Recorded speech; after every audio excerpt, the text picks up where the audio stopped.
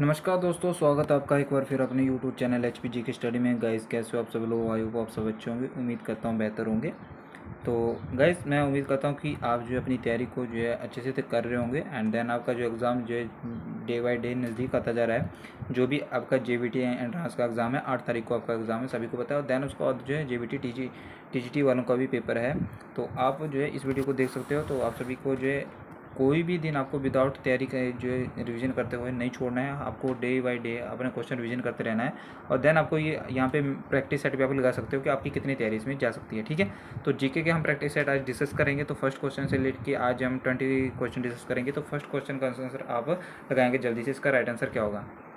पहला क्वेश्चन आपके पास है, who wrote the book of India for Indians. तो आपको बताना है कि इंडिया फॉर इंडियंस किताब जो है किसने लिखी थी? CR दास ने, MG रनाडे ने, VD सावरकर जी ने, या SN बनर्जी जी ने? इंपॉर्टेंट क्वेश्चन है गाइज ये। तो यहाँ से आपका क्वेश्चन जरूर पूछा जाएगा बुक से रिलेटेड। तो ऑप्शन नंबर 1 इसका सही आंसर हो जाएगा। चितरंजन दास इसका सही आंसर हो जाएगा। CR दास ने जो है इंडिया फॉर इंडियंस बुक्स जो है लिखी हुई है। ठीक है, आइए नेक्स्ट क्वेश्चन देख लेते हैं गाइस। हमारा question number 2, what cause AIDS. तो एड्स जो है किसके कारण होता है? हेलमिंथ के कारण, बैक्टीरिया के कारण, फंगस के कारण, वायरस के कारण? यहाँ से क्वेश्चन जरूर पूछा जाता है गाइस आपका जो है डिजीज से लेकर कौन सी डिजीज किससे होती है। तो ये यहाँ से आप देख सकते हो कि आपकी जो तैयारी कितनी है। ठीक है, तो इसका राइट आंसर ऑप्शन नंबर 2 इसने डी जिसने भी लगाया विषाणु से होता है एड्स। याद से रखेंगे। एड्स की फुल फॉर्म भी आपसे पूछी जाती है। तो एक्वायर्ड इम्यूनो डेफिशिएंसी सिंड्रोम इसका होता है। ये किससे होता है? HIV जो है यहाँ पे वाहक होता है इसका। तो HI से भी इसकी फुल फॉर्म आपसे पूछी जाती है। ठीक है, एड्स दिवस कब मनाया जाता है? तो आपको जो है ये पता होना चाहिए। नेक्स्ट क्वेश्चन गाइस हमारे पास, सनलाइट रिचेज द अर्थ। सो सूर्य का प्रकाश जो है पृथ्वी पर कब पहुंचता है? 5 मिनट में, 6 मिनट में, 8 मिनट में, 10 मिनट में, या ऑप्शन नंबर ई इनमें से कोई नहीं? तो जल्दी से बताएंगे सनलाइट जो है पृथ्वी पर कब पहुंचता है। तो राइट आंसर इसका हमारे पास क्या हो जाएगा?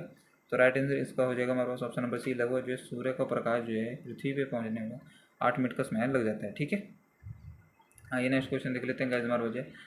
आपको बताना है कि सत्यशोधक समाज की स्थापना जो किसने की थी? दयानंद सरस्वती जी ने, ज्योतिबा फुले जी ने, गांधी जी ने, या डॉक्टर बाबा साहब अम्बेडकर जी ने? तो या option number D none of this? तो जल्दी से बताएंगे सत्यशोधक समाज की स्थापना किसने की थी? याद रखेंगे किसने की थी। तो ज्योतिबा बाई फुले ने। ऑप्शन नंबर बी सही आंसर इसका हो जाएगा। ठीक है, और आपको बताना है कि दयानंद सरस्वती जी ने जो किस समाज की स्थापना की थी। तो जल्दी से बताएंगे। आपसे ये क्वेश्चन यहाँ से पूछा जाता है जरूर। तो आपको बताना है नेक्स्ट क्वेश्चन आपसे। क्वेश्चन नंबर 5 है, the value of 50 degree Celsius in the Fahrenheit scale. तो 50 डिग्री सेल्सियस का मान जो फ़ारेनहाइट स्केल पे जो कितना होगा?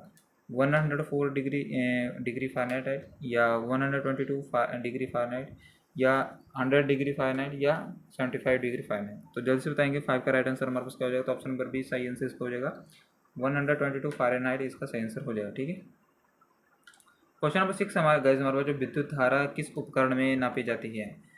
With which device is current for flowing? तो जल्दी से बताएंगे वोल्ट मीटर, एमीटर, या वोल्ट मीटर, या पोटेंशियोमीटर? जल्दी से बताएंगे तो क्या इसका सही आंसर हो? विद्युत धारा जो है किस उपकरण से नापी जाती है? तो 6 का राइट आंसर हो जाएगा हमारे पास ऑप्शन नंबर बी, यानी कि एमीटर से नापी जाती है। Option number B will be right answer. Next question देख लेते हैं गाइस हमारे पास। जो आपको बताना है, which among the following is responsible for the energy released in an atom bomb. तो परमाणु बम में निकलने वाली ऊर्जा के लिए निम्नलिखित में से कौन जिम्मेदार है? परमाणु संलयन यानी कि न्यूक्लियर फ्यूजन, या गामा डीके यानी कि गामा क्षय, या परमाणु विखंडन न्यूक्लियर फ्यूजन, या नन ऑफ दिस? यानी में से कोई नहीं? तो जल्दी से इसका आंसर बताएंगे गाइस। इसका राइट आंसर क्या होगा? तो हाइड्रोजन बम यानी कि परमाणु बम में जो निकलने वाली ऊर्जा है वो किसके कारण होती है? तो याद रखेंगे ऑप्शन नंबर सी, यानी कि परमाणु विखंडन इसका सही आंसर हो जाएगा। ठीक है, ये मोस्ट रिपीटेड क्वेश्चन है गाइस। ये क्वेश्चन आपसे एग्जाम में पूछा ही जाता है। आपको बताना है कि कलहन की राजसंगनी जो किस भाषा में लिखी गई थी? In which language Kalhana Rajatarangini written? Sanskrit, Persian, या प्राकृत, के पाली? तो जल्दी से आंसर बताएंगे गाइस। इसका राइट आंसर हमारे पास क्या हो जाएगा? तो ऑप्शन नंबर ए इसका आंसर हो जाएगा। कलहन की राजसंगनी जो है किस भाषा में लिखी गई है? तो ऑप्शन नंबर ए यानी कि संस्कृत भाषा में लिखी गई है। ठीक है, नेक्स्ट क्वेश्चन गाइस हमारे पास है। आपको बताना है कि भारत की सबसे पुरानी पर्वत श्रृंखला कौन सी है? हिमालय है, या अरावली है, या आपकी जयंतियाँ हैं, या सतपुड़ा है? तो जल्दी से बताएंगे राइट आंसर हमारा उस क्या हो जाएगा इसका। तो भारत की सबसे पुरानी पर्वत श्रृंखला आप सभी को पता है कि कौन सी है? अरावली पर्वत है। ठीक है, अरावली पर्वत है जो इसका क्षय जो है लगभग जो हो ही चुका है। ठीक है, आपको पता ही है। तो ये राजस्थान में पाई जाती हैं। ठीक है, कहाँ पे पाई जाती हैं? ये राजस्थान में पाई जाती हैं। तो ऑप्शन नंबर बी इसका राइट आंसर हो जाएगा। आइए नेक्स्ट क्वेश्चन गाइस हमारे पास, भारतीय राष्ट्रीय कांग्रेस की प्रथम महिला अध्यक्ष कौन थी? कस्तूरबा गांधी, या श्रीमती एनी बेसेंट, या सरोजिनी नायडू, या भक्ति लक्ष्मी देसाई। तो कौन थी भारतीय राष्ट्रीय कांग्रेस की प्रथम महिला अध्यक्ष, कौन थी, जल्दी से बताएंगे। तो आपको पहले पता होना चाहिए कि भारतीय राष्ट्रीय कांग्रेस की स्थापना जो कब हुई थी, तो 1885 में हुई थी। किसने की थी ए ओ ह्यूम, जिसको ऑक्टेवियन ह्यूम के नाम से भी जाना जाता है। ठीक है, तो ये आपके पूछा जाता है यहाँ से क्वेश्चन। पहला मुस्लिम अध्यक्ष कौन था जिसने जो है यहाँ पे अध्यक्षता की थी, ऐसा क्वेश्चन भी आपसे पूछा जाता था। और इसके पहले अध्यक्ष कौन थे, तो डब्ल्यू.सी. बनर्जी इसके पहले अध्यक्ष हैं, ये माने जाते हैं। तो यहाँ पे आपसे पूछा है कि भारतीय राष्ट्रीय कांग्रेस की प्रथम महिला अध्यक्ष, यानी कि आपको बताना है प्रथम महिला अध्यक्ष कौन थी। अगर आपसे पूछे कि प्रथम महिला अध्यक्ष, तब तो आपको right answer Shrimati Annie Besant होगा।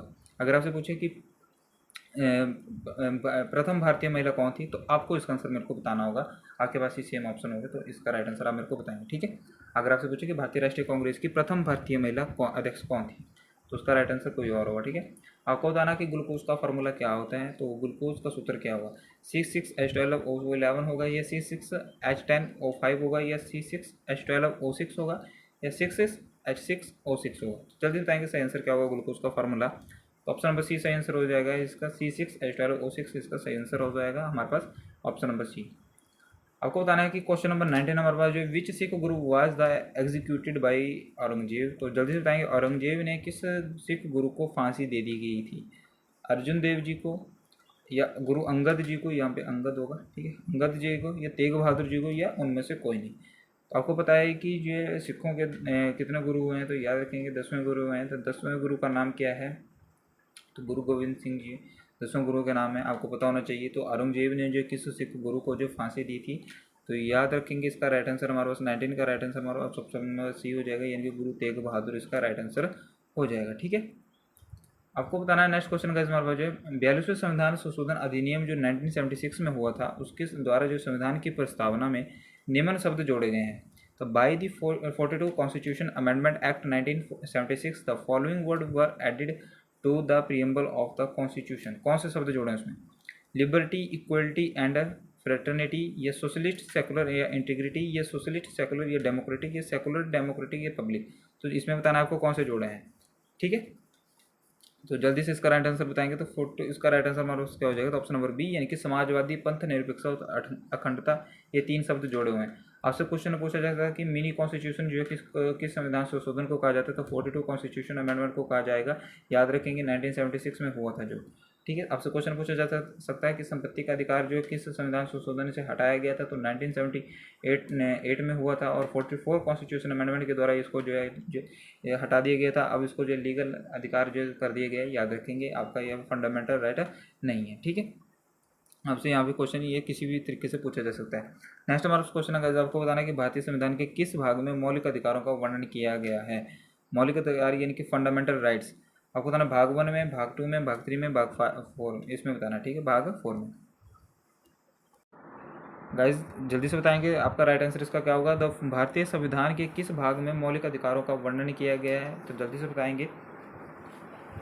मौलिक अधिकार, आपको मेरे को ये बताना होगा कि मौलिक अधिकार जो कहाँ से लिए गए हैं, और फंडामेंटल ड्यूटीज़ जो कहाँ से ली गई हैं। तो फंडामेंटल ड्यूटीज़ आपकी जो रूस से ली गई हैं, याद रखेंगे। और फंडामेंटल आपके जो मौलिक अधिकार है यूएसए से लिए गए हैं। और आपसे पूछे कि डीपीएसपी कहाँ से लिया गया, तो आयरलैंड से लिया गया। संविधान संशोधन की प्रक्रिया जो कहाँ से ली गई है, तो संविधान संशोधन की प्रक्रिया आपकी संविधान जो साउथ अफ्रीका से ली गई है। अगर आपसे पूछे कि जो आपातकाल का जो कहाँ से लिया गया था, आपातकालीन आपका जो है ये कहाँ से ली गई, तो आपातकाल आपका जो है कहाँ से ली गई, मेरे को स्किप हो रहा दिमाग से। अगर आपसे पूछे कि जो है समवर्ती सूची जो कहाँ से ली गई है, तो ऑस्ट्रेलिया से ली गई है। तो ये आप इस ऐसे आपको पता होना चाहिए कि कौन सा जो कॉन्स्टिट्यूशन कहाँ से लिए गए, आपको पता होना चाहिए। तो इसका राइट आंसर आप मेरे को बताएंगे। तो इसका राइट आंसर हमारे पास ऑप्शन नंबर सी हो जाएगा, भाग 3 में जो आपको मौलिक अधिकारों का वर्णन किया गया है। अगर आपसे पूछे कि फंडामेंटल ड्यूटीज़ का जो वर्णन किस में किया गया है, तो याद रखेंगे अगर आपसे जो उसमें पूछे आर्टिकल, तो आर्टिकल आप उसमें लगाएंगे 51A। और आपसे पार्ट पूछे तो याद रखेंगे पार्ट आपका भाग 4A हो जाएगा। ठीक है, कुछ भी पूछे आपको जो है हर किस टाइप से क्वेश्चन आपको आना चाहिए। आपको बताना है कि आर्टिकल 14 से 18 डील्स विद, अनुच्छेद 14 से 18 संबंधित है किससे, right to property, right to equality, right to freedom of religion, या राइट अगेंस्ट एक्सप्लोइटेशन। तो जल्दी से बताएंगे, संपत्ति का अधिकार, समानता का अधिकार, धर्म की स्वतंत्रता का अधिकार, शोषण के खिलाफ अधिकार। तो 14 से 18 किससे डील किया जाता है, तो याद रखेंगे इसका राइट आंसर हमारे पास क्या हो जाएगा। तो इसका राइट आंसर हमारे पास ऑप्शन नंबर 2 यानी कि समानता का अधिकार इसका सही आंसर हो जाएगा। ठीक है, आपसे ये क्वेश्चन पूछा जा सकते हैं।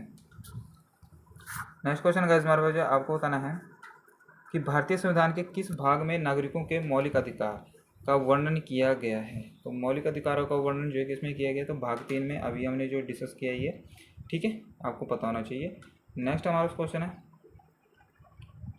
आपको बताना है कि जो है भारतीय संविधान के किस अनुच्छेद ने जो है अस्पृश्यता की प्रथा का समाप्त कर दिया गया। अनुच्छेद 16, अनुच्छेद 17, अनुच्छेद 18, अनुच्छेद 20। तो आपको बताना है कि abolish the practice of untouchability, यानी कि छुआछूत को जो है, छुआछूत बोलते हैं इसको, छुआछूत का अंत जो किस आर्टिकल के द्वारा जो है इसको बंद कर दिया गया है, किसमें दिया गया है, तो आर्टिकल 17 इसका सही आंसर हो जाएगा, ठीक है, और आर्टिकल 17।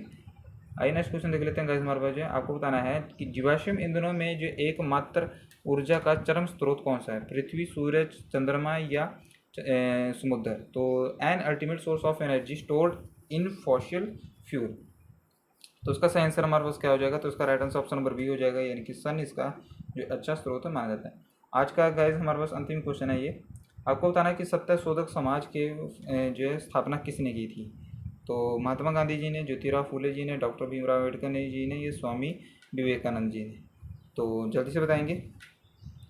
तो इसका राइट आंसर हमारे पास क्या हो जाएगा, तो सत्यशोधक समाज की स्थापना जो है हमारे पास ऑप्शन नंबर बी, यानी कि ज्योतिराव फूले जी ने इसका की थी, ठीक है, option number B right answer हो जाएगा। तो गाइस ये थे आज के इंपॉर्टेंट क्वेश्चन जीके के। आई होप आपको जो है ये क्वेश्चन आपको आते होंगे, अगर आते हैं तो तब तो ठीक है, नहीं आते तो आप ये वीडियो को लाइक करके चैनल को सब्सक्राइब करके अपने नोट्स बनाइएगा, दैन आपको यहाँ से क्वेश्चन देखने को एग्जाम में जरूर मिलेंगे, ठीक है। तो मैं उम्मीद करता हूँ कि आपकी तैयारी बेहतरीन चली होगी, अगर अच्छी चली है तो लाइक कर देना, दैन चैनल को सब्सक्राइब करके हर डेली आप वीडियो को देख सकते हो, बेल आइकन को प्रेस कर लेना, ठीक है। पीडीएफ के लिए आपको टेलीग्राम चैनल ज्वाइन करना होगा, टेलीग्राम चैनल का लिंक आपको अबाउट सेक्शन में मिल जाएगा। तो जय हिंद, जय भारत, धन्यवाद। यहीं पर वीडियो समाप्त करते हैं, धन्यवाद।